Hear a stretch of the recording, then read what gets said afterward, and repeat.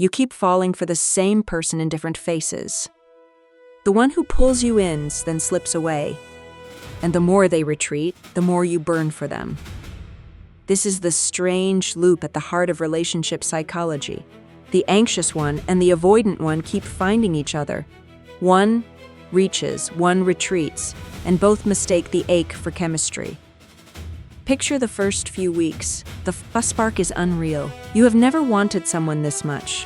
What you cannot see yet is why. That intensity is not destiny. It is two fears shaking hands. You know this movie by heart. The good morning texts that slowly thin out, the plans that get vaguer, the feeling of holding sand tighter as it slips, and still you cannot look away. If you lean anxious, you feel it as hunger. You want closeness, reassurance, proof. When they pull back, alarm bells ring, so you chase harder, and the chase feels like love.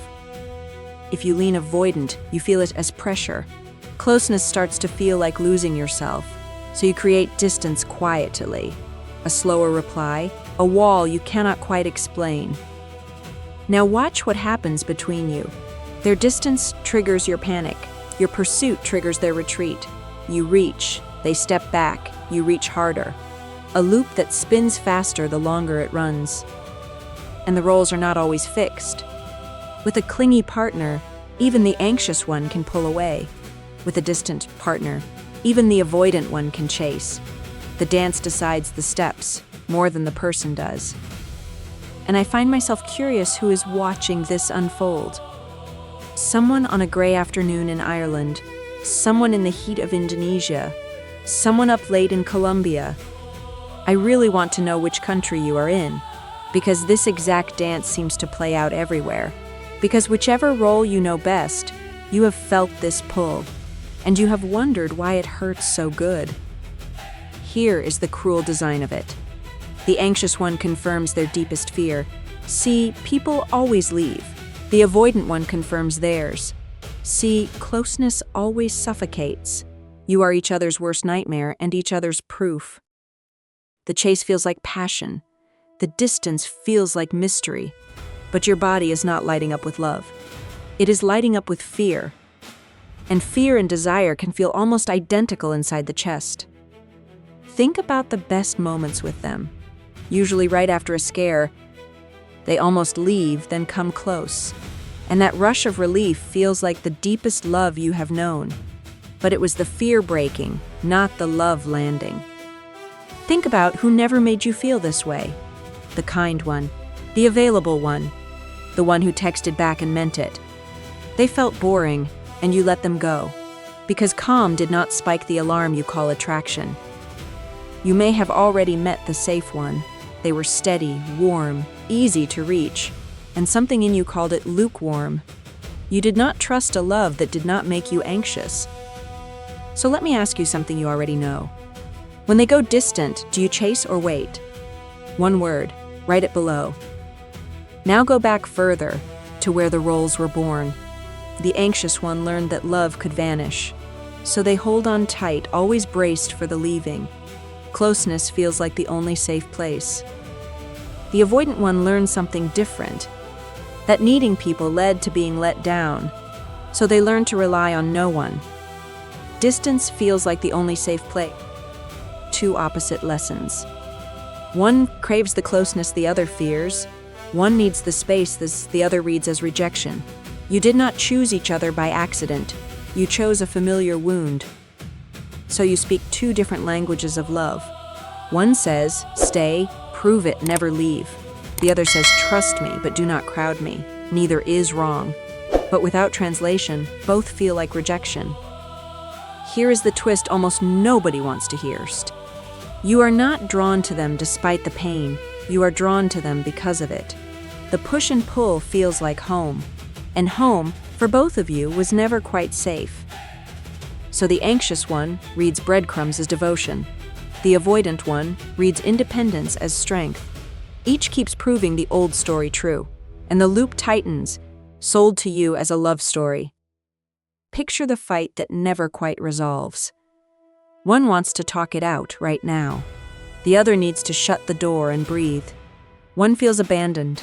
The other feels attacked, and the same night ends in two kinds of lonely. The hard part is how real it feels. The longing is real. The nights awake are real. The relief when they comes back is real. But relief is not the same as safety, and an addiction can feel a lot like a bond. There is a quiet exhaustion underneath it all. The anxious one is tired of begging to be chosen. The avoidant one is tired of feeling like a disappointment. Two lonely people in the same bed, missing each other by inches. And the loneliest part is the silence. So much goes unsaid. The anxious one hides how scared they are. The avoidant one hides how much they care. Two people, guarding the very thing that could save them. So look honestly at your own pattern, the types you keep choosing, the spark you keep trusting, the way calm feels flat and chaos feels like fate. Maybe what you called your type was only your wound, choosing for you. And here is what almost no one tells you. Neither role is the villain. The anxious one is not needy. The avoidant one is not cold. You are both protecting a younger self that once felt unsafe. Behind the chase is a child afraid of being left. Behind the wall is a child afraid of being swallowed. Two frightened kids in grown-up bodies doing their best. It is hard to hate the pattern once you see the fear. So can this loop ever change? It can, not by forcing the other person. By starting with your own half of the dance. You cannot control their steps. You can learn to change yours. If you chase, try pausing instead of pursuing. Feel the panic rise and do not act on it. Let the silence sit for one more hour. You are teaching your body that a gap is not an ending. If you retreat, try staying instead of vanishing. Say the small, true thing. I need some space and I am coming back. That one sentence turns your distance from a wound into a promise. Notice the moment the loop begins, the dip in your stomach, the urge to grab or to flee. That moment is a fork in the road, and awareness is where the old pattern finally loses its grip. Two people willing to look can break the cycle. The anxious one learns that space is not abandonment. The avoidant one learns that closeness is not a cage. Slowly, the fear stops running the show. You might even become someone's safe person. The anxious one learning to soothe their own storm. The avoidant one learning to let someone in. Change is slow, but it is real. And a calmer love waits on the other side. But it takes both turning toward each other. One person cannot heal a loop alone. If only you are changing, notice that too. Loving someone should not require erasing yourself. And calm may feel strange at first. Without the chase, you might feel almost bored. Sit with that. Boredom is often just peace, felt by a nervous system that never learned to trust it. Here is the truth under all of it. The person who feels like magic might just feel like the past. And the love you have been calling passion might really be fear, dressed up as fate. Real love should calm your nervous systems, not keep it on high alert. I keep coming back to one question.